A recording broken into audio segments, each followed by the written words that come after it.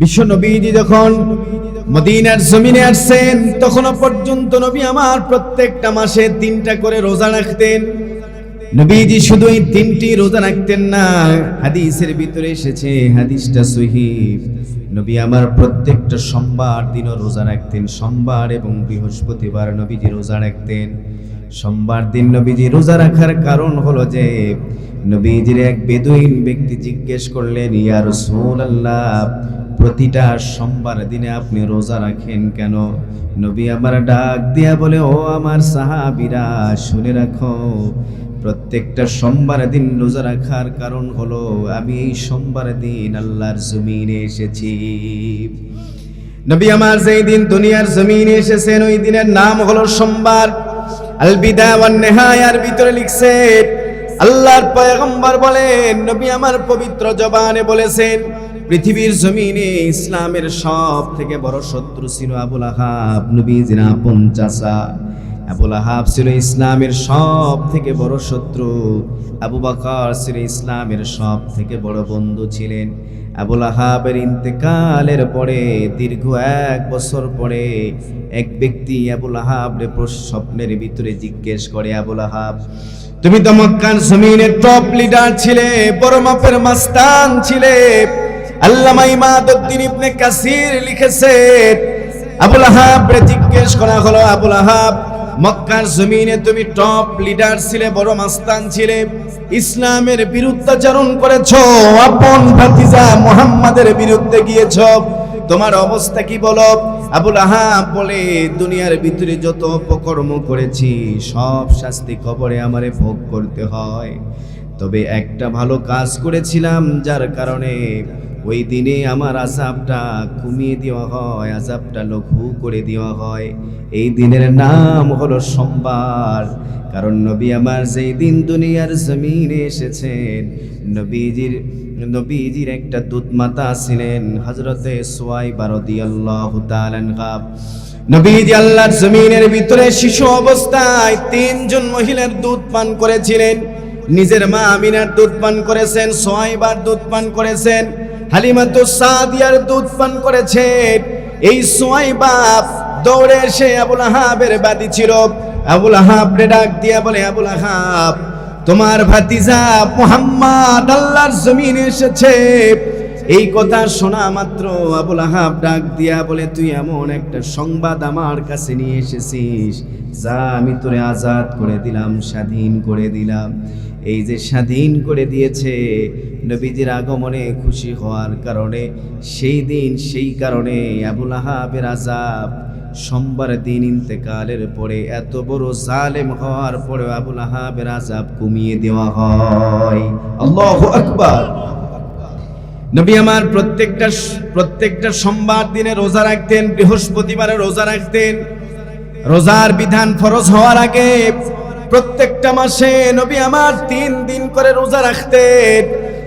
কিন্তু হিজরতের পরে নবীজির উপরে রমজানের রোজার যখন এই বিধান নাযিল করা হয়েছে, আমার আল্লাহ নবীজির ডাক দিয়া বলে, ওগো রাসূল, পৃথিবীর মানুষদেরকে মেসেজ দিয়ে দেন, ইয়া আইয়ুহাল্লাযীনা আমানু কুতিবা আলাইকুমুস সিয়াম। আমার আল্লাহ ডাক দিয়া বলে, পৃথিবীর ইমানদারদেরকে ডেকে বলতেছেন, ইমানদারেরা, তোমাদের উপরে আমি আল্লাহ পাক রমজানের রোজা ফরজ করে দিয়েছি। এই রমজানের রোজা ফরজ হওয়ার পর থেকে নিয়া মাসের ওই 3 দিনের রোজার বিধানটা রহিত হয়ে যায়। নবীজি প্রত্যেকটা মাসে যে 3 দিন করে রোজা রাখতেন, এই বিধানটা রহিত হয়ে যায়। আর রমজানের রোজাটা সমস্ত ইমানদার নর এবং নারী উভয়ের উপরে আল্লাহ তাআলা ফরজ করে দিয়েছেন। আল্লাহু আকবার।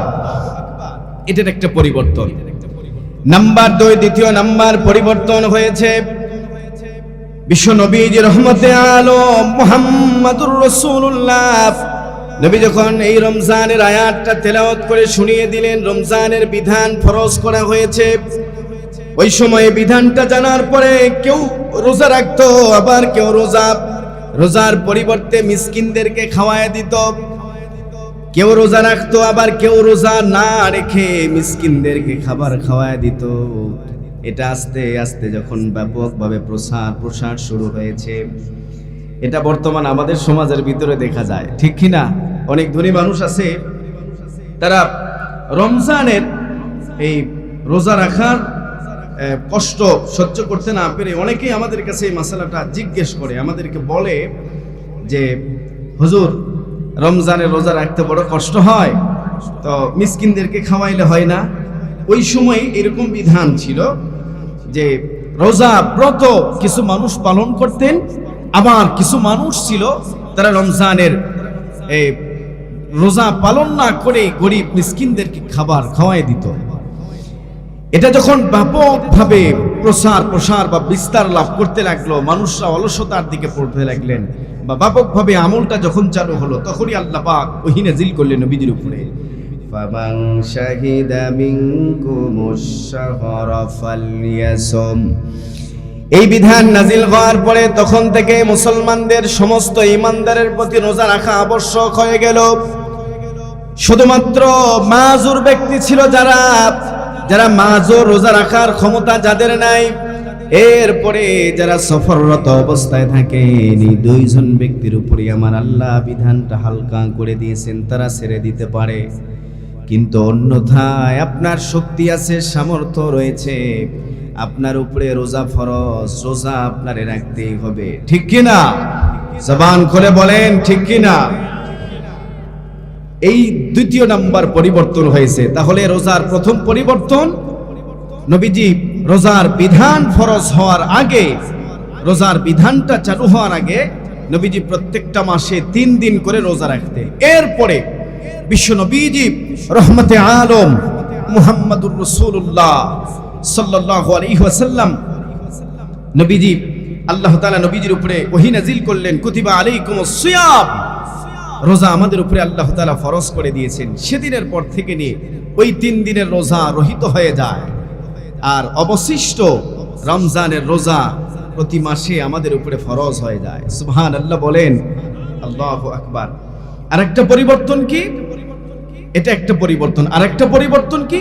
পরিবর্তনটা হচ্ছে যে রোজার বিধান আসার পরে, বিধান ফরজ হওয়ার পরে কেউ রোজা ব্রত থাকতেন, আবার কেউ রোজা ছেড়ে দিত। এই রোজা ছেড়ে দিয়ে গরিব মানুষকে খাওয়ায় দিত। এটা একটা ছিল। এটারও পরিবর্তন হয়েছে। আল্লাহ তাআলা নবীজিকে ওহী নাযিল করলেন, ফামান শাহিদা মিনকুমুশ শাহরা ফালইয়াসুম। এই আয়াত নাযিল হওয়ার পরে ওটাও প্রত্যেকটা ঈমানদারের উপরে রোজা রাখা আবশ্যক হয়ে গেল। আর ওইভাবে বদলা বদলি চলবে না, আপনার উপরে রোজা ফরজ, আপনি রোজা থাকবেন, গরিব মিসকিনকে খাওয়াইলে আর হবে না। এরপরে আরো একটা নিয়ম পরিবর্তন হয়েছিল, সেটি হচ্ছে মুসনাদ আহমদের হাদিস। এই নিয়মটা হচ্ছে, যখন রোজা আমাদের উপরে সর্বপ্রথম ফরজ করা হয়েছিল, রোজার বিধান যখন সর্বপ্রথম এসেছিল, তখন রাতের বেলা ঘুমানোর আগ পর্যন্ত আপনি খাবেন, স্ত্রী সহবাস করবেন, এটা আপনার জন্য বৈধ ছিল। কিন্তু ঘুমানোর পরে যদি রাত 2টার সময় যদি আপনি জাগ্রত হন, তবুও আপনার জন্য খাবার খাওয়া নিষেধ, খাবারও খেতে পারবেন না, এরপরে স্ত্রী সহবাসও যাবে না। রাত 2টা বা 1টার সময়ও যদি আপনি চাতন পাইছেন, জাগ্রত হয়েছেন, তখনও আপনার জন্য ওই ঘুমানোর আগ পর্যন্ত আপনি খেতেও পারবেন, সবকিছু করতে পারবেন। কিন্তু যখন আপনি ঘুমে যাবেন, ঘুমানোর পরে আপনি জাগ্রত হবেন, হওয়ার পরে আর কিছু খেতেও পারবেন না, স্ত্রী সহবাসও যেতে পারবেন না। কথা কি বুঝে আসছে? এটা শুরু লগ্নে নিয়ম ছিল। মুফাসসিরিন কেরাম লেখেন, একদিনের ঘটনা, নবীজির এক সাহাবী, আনসার সাহাবী হযরতে কায়েস বিন সারমা রাদিয়াল্লাহু তাআলা আনহু, সারাটা দিন পরিশ্রম করার পরে নবীজির সাহাবী কায়েস বিন সারমা রাদিয়াল্লাহু তাআলা আনহু বড় দুর্বল হয়ে গেলেন, বড় ক্লান্ত হয়ে গেলেন। ক্লান্ত অবস্থায় বাড়িতে এসেছে, ক্লান্ত অবস্থায় বাড়িতে এসে এশারের নামাজের পরে কিচ্ছু খেতে পারে নাই, কোনো পানাহার করতে পারে নাই, খাবারও গ্রহণ করতে পারে নাই। নবীজি সাহাবী হযরতে কায়েস রাদিয়াল্লাহু তাআলা আনহু আনসার সাহাবী ছিলেন। সারাটা দিনের ক্লান্তি, এ যুবক ভাই, ঘুম অনেক বড় একটা নিয়ামত, ঠিক কিনা বলেন? আমার এই টানা 2 থেকে 3 মাস, আপনাদের সামনে কি বলবো, আমি তো ছোট মানুষ, বড় বড় বক্তাদের হিসাবটা আলাদা। 3 মাস হয়ে গেল, 2টা 3টার আগে আমার ঘুম হয় নাই। আজকেও আমার ঘুমাইতে ঘুমাইতে হয়তো বা 3টা বেজে যাবে। আমাদের ড্রাইভার সাহেব ওরও ঘুম হয় না। এই প্রত্যেকটা এক বক্তা যে বলে 3 জনের ঘুম নাই, কুত্তা, পুলিশ আর বক্তা। কথা বুঝতে পারছেন? তো ঘুম একটা অনেক বড় নিয়ামত, ঠিক কিনা? তো সাহাবী সারাদিনের ক্লান্ত শরীর, উনি আনসার সাহাবী এশারের নামাজের পরে শুয়েছেন, ঘুম এসে গেছে চোখের ভিতরে। পরের দিন সকালবেলা ঘুম থেকে জাগ্রত হয়েছেন, আর খাবার খাওয়ার সুযোগ হয় নাই। পরের দিন যখন অনাহারে রোজা রাখতেছেন, কোনো পানাহার করে নাই, কোনো খাবার গ্রহণ করে নাই। সাহাবী বড় কষ্ট করে রোজা রেখেছেন। সাহাবীর এই কষ্ট, আল্লাহু আকবার, বড় ক্লান্ত আর দুর্বল হয়েছে নবীজির এই সাহাবী। নবী আমার ডাক দিয়ে বলে, আমার আনসার সাহাবীর এমন কি হয়েছে? নবীজির কাছে যখন সব ঘটনাগুলি যখন খুলে বলা হলো, নবী আমার অপেক্ষায় রয়েছে, দেখি বিধানটা আমার আল্লাহ আমাদের জন্য একটু নরমাল করে দেয় কিনা। আমার আল্লাহ নবীজিরে ডাক দিয়া বলে, ওগো রাসূল, আপনি ওদেরকে জানিয়ে দেন, ওয়াকুলু ওয়াশরাবু হাত্তা ইয়াতাবায়ানা লাকুমুল খায়তুল আবয়াদু মিনাল খায়তিল আসওয়াদি মিনাল ফাজর। আমার আল্লাহ নবীজিরে ডাক দিয়া বলে, ওয়াকুলু ওয়াশরাবু, তোমরা খাও, ওয়াশরাবু, তোমরা পান করো, হাত্তা, যতক্ষণ না ইয়াতাবায়ানা, স্পষ্ট হয়ে যায়, লাকুম, তোমাদের কাছে, আল খায়তু, রেখা, আবয়াদু মানে সাদা, মিনাল খায়তি, রেখা হতে, আসওয়াদি কালো, মিনাল ফাজর অর্থাৎ ফজরের আগে, সুবহে সাদিকের সময়।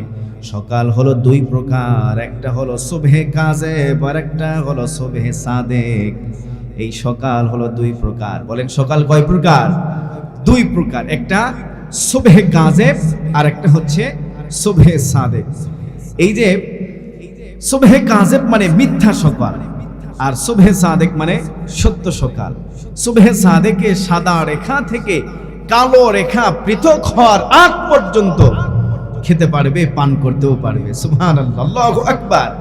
তাহলে দেখেন, আমাদের কাছে যখন আমরা এই রোজাটা পেয়েছি, আমাদের কাছে কত সহজভাবে এসেছে। সাহাবায়ে কেরাম কি করতেন? ঘুমানোর আগে যা খাবার খেয়ে নিতেন, ঘুমানোর পরে জাগ্রত হলে আর হতো না। এটা নবীজির ওই আনসার সাহাবীর কষ্টের উপরে আল্লাহ তাআলা এটা সহজ করে দিয়েছেন। আল্লাহু আকবার। এরপরে হযরত ওমর ফারুক রাদিয়াল্লাহু তাআলা আনহু, নবীজির জলিলুল কদর সাহাবী, হযরত ওমর রাতের বেলা স্ত্রী সহবাস করেছে একদিন রমজান মাসে। হযরত ওমর ঘুমিয়েছে, গভীর রাত্রি বেলা স্ত্রী সহবাস করেছে। ওমর রাদিয়াল্লাহু তাআলা আনহু নবীজির কাছে আসলে, নবী আমার অপেক্ষায় রয়েছেন, দেখি আল্লাহর পক্ষ থেকে কি বিধান আসে। আমার আল্লাহ নবীজির ডাক দিয়া বলে, ওগো রাসূল, আপনি জানিয়ে দেন, উহিল্লা লাকুম লাইলাতাস সিয়ামির রাফাথু ইলা নিসাইকুম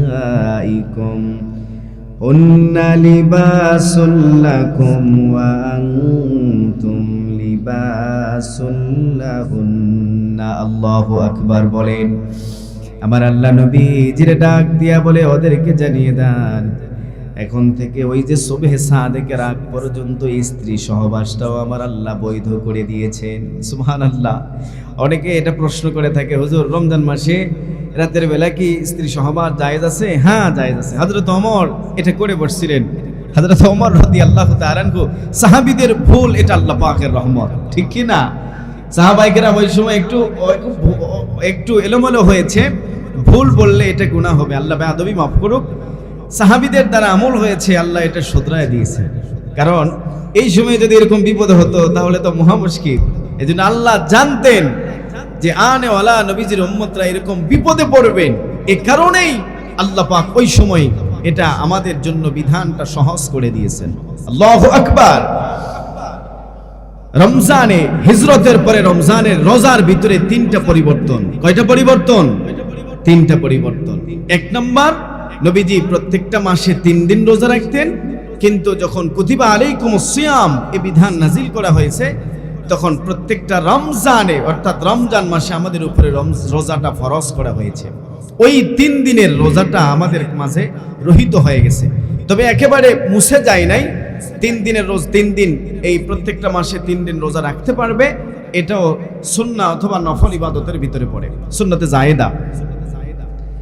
এরপরে আরেকটা বিধান কি, দ্বিতীয় নাম্বার, সেটি হচ্ছে শীষ মারতেছে কে ব্যাপারে, শীষ কেউ দিও না। তাহলে দ্বিতীয় নাম্বার যে সাহাবায়ে কেরাম ঘুমানোর আগে যা খাবার খেয়ে নিতেন, এরপরে ঘুমানোর পর থেকে নিয়ে রোজা শুরু হয়ে যেত। আপনি সুবহে সাদেকের আগে উঠে আপনি কিছু খেতেও পারবেন না, পান করতেও পারবেন না। এটার বিধান আল্লাহ আস্তে আস্তে সহজ করে দিয়েছে। আল্লাহু আকবার। রমজানের রোজা আমাদের সামনে আসতেছে, যেহেতু রমজান, এজন্য রমজান উপলক্ষে কিছু কথা বললাম, রমজান সম্পর্কে কিছু কথা বললাম। আমরা রমজানের রোজা রাখবো তো ইনশাআল্লাহ, জবান খুলে বলি ইনশাআল্লাহ। ইমাম গাজ্জালী রহমাতুল্লাহি আলাইহি বলেন, রমজানের রোজার 3টি স্তর রয়েছে। 1 নাম্বার, বান্দা আল্লাহ পাকের মুহাব্বত হৃদয়ের ভিতরে তৈরি করে সুবহে সাদেকের আগ থেকে নিয়ে, অর্থাৎ ওই সময় থেকে নিয়ে সাহারি থেকে শুরু করে নিয়ে সূর্যাস্তের পর পর্যন্ত আমার আল্লাহ পাকের কিছু গুণ বান্দা তার নিজের ভিতরে নিয়ে আসবে, এর নাম হলো রোজা। আল্লাহু আকবার বলেন। নাম্বার 2, দ্বিতীয় নাম্বার, রোজা রাখার ভিতরে সব রকমের পানাহার পরিত্যাগ করা, এরপরে সব রকমের স্ত্রী সহবাস থেকে শুরু করে নিয়ে এগুলো পরিত্যাগ করা, এরপরে সব রকমের পাপাচার থেকে বিরত রাখা, নিজেকে বিরত রাখা, এর নাম হলো রোজা। ইমাম গাজ্জালী রহমাতুল্লাহি আলাইহি বলেন, আমাদের সমাজে আমরা 2টা কাজ করি সাধারণত। একটা হচ্ছে জীবনের চাহিদা, জৈবিক চাহিদা থেকে দূরে সরে থাকি, আর একটা হচ্ছে পানাহার থেকে দূরে সরে থাকি, কিন্তু পাপাচার থেকে দূরে সরে থাকি না। এটা রোজার সর্বনিম্ন একটা স্তর। আমরা দেখবেন রমজান মাসে আমাদের ভিতরে কত মুসলমান রয়েছে রোজা থাকার পরে অন্যের জমিরাল ঠেলে, এটা অনেক বড় গুনাহ, এটা একটা পাপ কাজ। রোজা থাকার পরে গীবত করে, শেখায়েত করে, পরনিন্দা করে, ঠিক কিনা বলেন? রোজা থাকার পরে কত রকমের মিথ্যার আশ্রয় নেয়। যুবক ভাই আমার, গীবত, শেখায়েত, পরনিন্দা বড় মারাত্মক রকমের গুনাহ। আমার আল্লাহ নবীজির ডাক দিয়া বলে, ওগো রাসূল, পৃথিবীর মানুষদেরকে বলেন, ওয়াইলুল লিকুল্লি হুমাযাতিল লুমাযা। ওয়াইলুন মানে দুর্ভোগ, লিকুল্লি মানে প্রত্যেকের, হুমাযাতিন যে সম্মুখে লোকের নিন্দা করে, লুমাযাতিন যে পশ্চাতে লোকের নিন্দা করে। উভয়ের প্রতি আমার আল্লাহ পাকের অভিশাপ। আমরা সম্মুখে লোকের নিন্দা করব, এটা অপরাধ। পশ্চাতে লোকের নিন্দা করব, এটাও জঘন্যতম অপরাধ। দেখবেন সমাজের ভিতরে কিছু মানুষ রয়েছে যারা সামনাসামনি কথা বলে মানুষটারে অপমান করে দেয়, ছোট করে দেয়। এরকম মানুষ আছে না নাই? একেবারে সামনাসামনি জবান এত বড় মারাত্মক একটা অস্ত্র, জবানের দ্বারা কথায় মানুষের হৃদয়টারে একেবারে তছনছ করে দেয়। মানুষ চাকুর আঘাতেও মারা যায় না, কিন্তু জবানের আঘাতে মানুষ সুসাইড করে, ঠিক কি না? জবান দিয়ে কোনো মানুষের আঘাত করব না, হাত দ্বারা কোনো মানুষের আঘাত করব না। ওয়াইলুল লিকুল্লি হুমাযাতিল লুমাযা।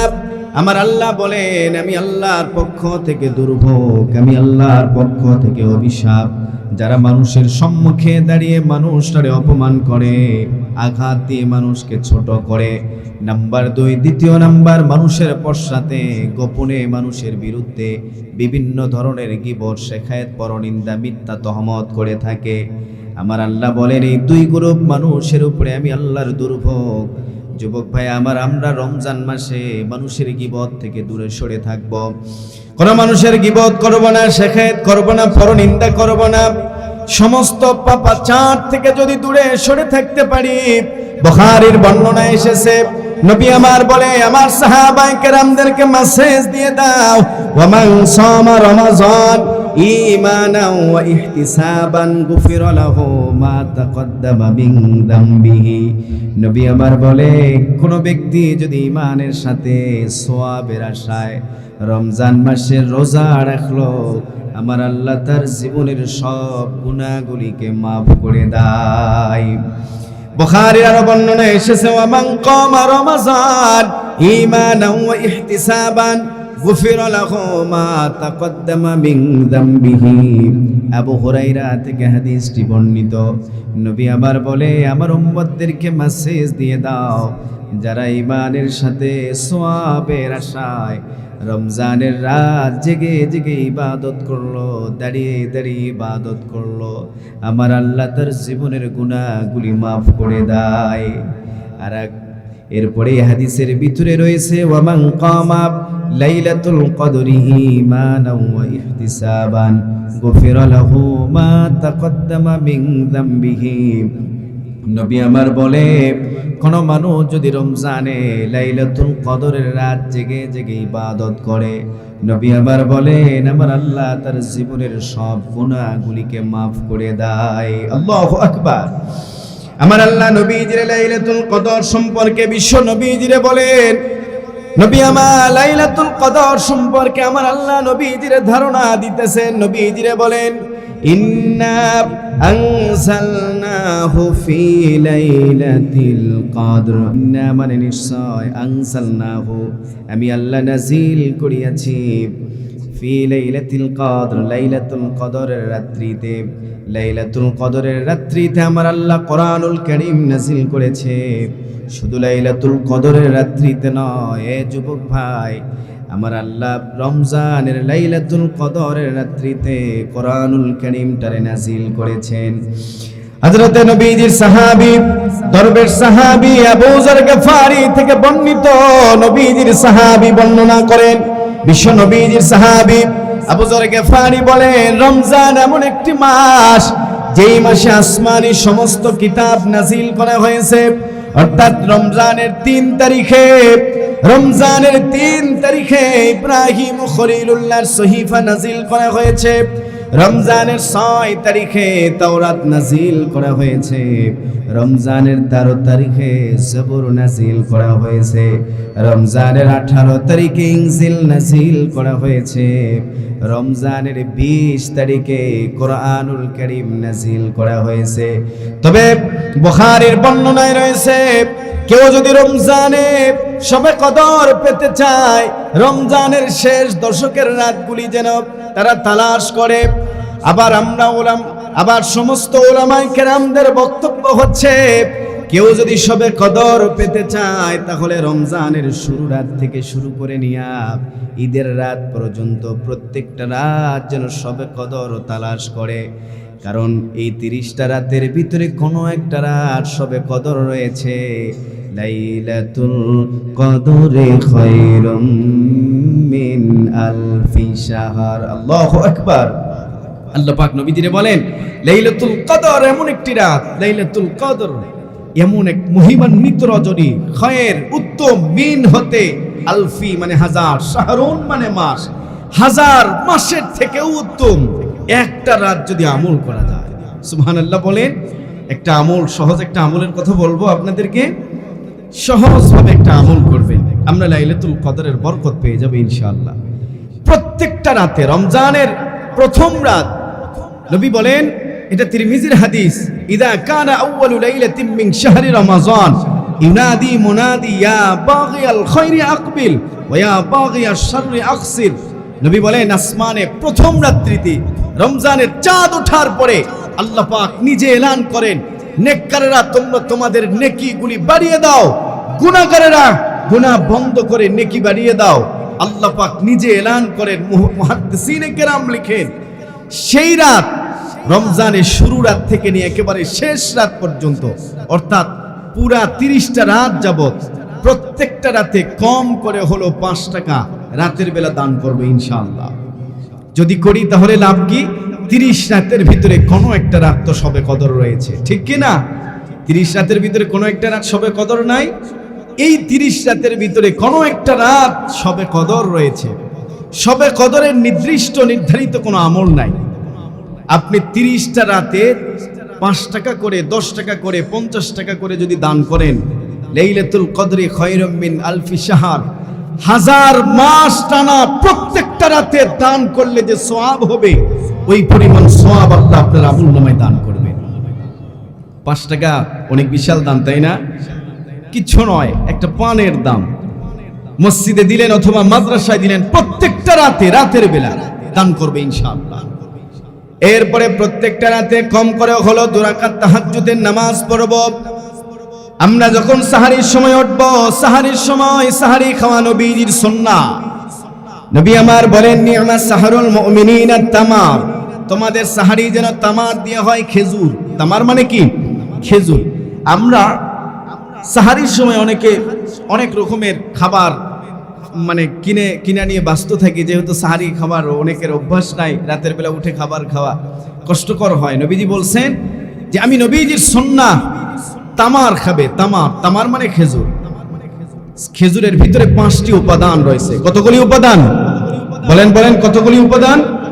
5টি উপাদান রয়েছে খেজুরের ভিতরে। 5টি উপাদান রয়েছে। নবী আমার বলেন, কেউ যদি খেজুর সুন্দরভাবে নিয়মিত যদি খেতে পারে, তাহলে সাহারির সময় যদি কম করে হলো 2টা খেজুর খায়, তাহলে রোজার ক্লান্তি লাগবে না, তৃষ্ণার ভাব আসবে না, শরীর দুর্বল হবে না, শরীরে লবণের ঘাটতি পূরণ হবে। সুবহানাল্লাহ বলে। খেজুর এত শক্তিশালী একটা খাবার। আমরা খেজুর যদি খাই, একটা সুন্নাহর উপরে আদায় হবে। খেজুর খাইলেও সুন্নাহ আদায় হবে, সাহারি খাইলেও সুন্নাহ আদায় হবে। সাহারি খাওয়া সুন্নাহ, সাহারির ভিতরে খেজুর খাওয়াও সুন্নাহ। আল্লাহু আকবার। আমরা খেজুরের ফাজাইলের বর্ণনা করি, আর ওইদিকে দেখবেন খেজুরের ব্যবসায়ীরা, জালেমরা খেজুরের দাম বাড়িয়ে দেয়। রমজানের আগে যে খেজুর ছিল 500 টাকা কেজি, রমজানের পরে সেই খেজুর 1000 টাকা কেজি লাগে কেমনে? একেবারে ফুটপাতের দোকানদার থেকে শুরু করে নিয়ে আড়তদার পর্যন্ত যারা এই জুলুম করবে, প্রত্যেকের নামটা জালিমের খাতায় লেখা হবে। ঠিক কিনা? এরা জালেম না হইলে খেজুর রমজান মাসে ব্যবসায়ীরা ব্যবসার দাম বাড়ায় কেমনে? ঠিক কিনা বলেন? মানুষের উপরে জুলুম করব না, কোন মানুষের উপরে জুলুম করা যাবে না। জুলুম করা এটা আল্লাহ শিখাই নাই, নবীজি শিখাই নাই। জালেম যতই বড় শক্তিশালী হোক না কেন, জালেমরা দুর্বল। নবীজি বলছেন, জালেম যতই বড় শক্তিশালী হোক না কেন, জালেমরা বড় দুর্বল।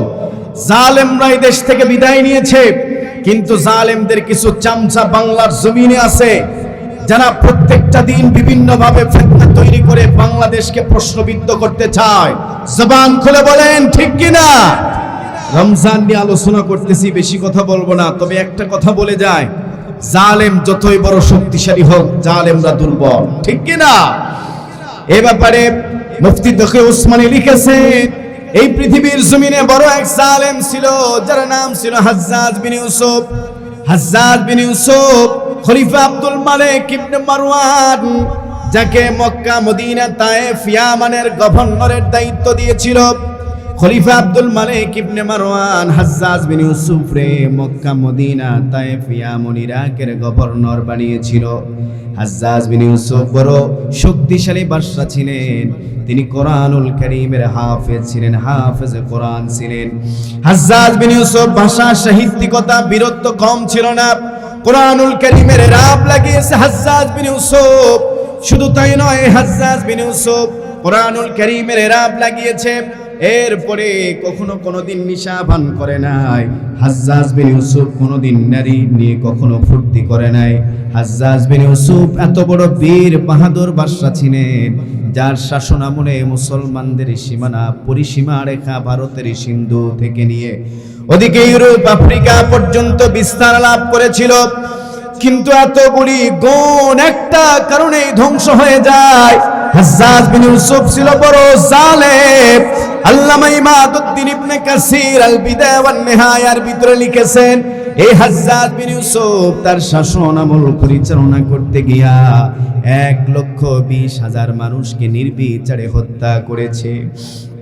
হাজ্জাজ বিন ইউসুফ 1,20,000 মানুষকে নির্বিচারে হত্যা করেছে, শেষ করে দিয়েছে। তার এই হত্যাকাণ্ড থেকে অনেক বড় সাহাবায়ে কেরামরাও রেহাই পায় নাই, বড় বড় আলেমরাও রেহাই পায় নাই, বড় বড় তাবিরাও রেহাই পায় নাই।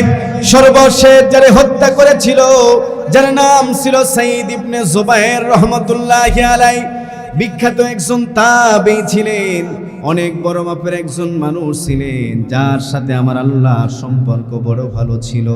সাঈদ ইবনে জুবায়ের হত্যা করার পরে হাজ্জাজ আল্লাহর জমিনের ভিতরে বেশি দিন বাঁচতে পারেন নাই।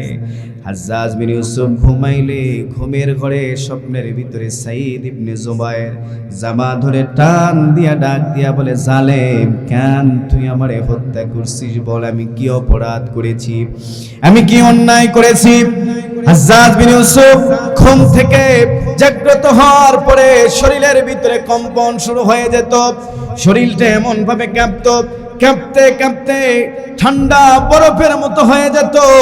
জ্বলন্ত আগুনের কয়লা হাজ্জাজের সামনে রাখা হইল, হাজ্জাজের ঠান্ডা নিবারণ হইতো না, শরীরের চামড়া গুলি পড়ে যেত, চামড়ার ভিতরে ফুসকা পড়ে যেত, তবু হাজ্জাজ বিন ইউসুফের ঠান্ডা নিবারণ হইতো না। ওই জামানার বড় বড় মেডিকেল সায়েন্স হাজ্জাজ বিন ইউসুফরে পরীক্ষা করার জন্য সুতোর ভিতরে গোশত গেঁথে মুখের ভিতরে ছেড়ে দেওয়া হয়েছে।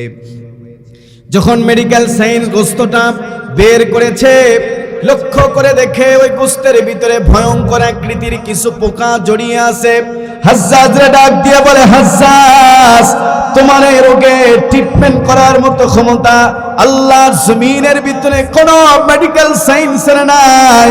হাজ্জাজ বিন ইউসুফ কাঁদতে শুরু করলেন, চিঠি লিখলেন জামানার বড় বুজুর্গ হযরত হাসান বসরির কাছে, হাসান বসরি, তুমি আমার জন্য একটু দোয়া করো, আমার ভিতরে ভয়ঙ্কর রোগ দেখা দিয়েছে। হাসান বসরি ডাক দিয়ে বলে, হাজ্জাজ রে, আমি আগে বলেছিলাম উলামায়ে কেরামদের সাথে বেয়াদবি করো না, উলামায়ে কেরামদের রক্ত জমিনে ঝরিও না, উলামায়ে কেরামদেরকে অন্যায়ভাবে জেলখানার ভিতরে বন্দী করো না।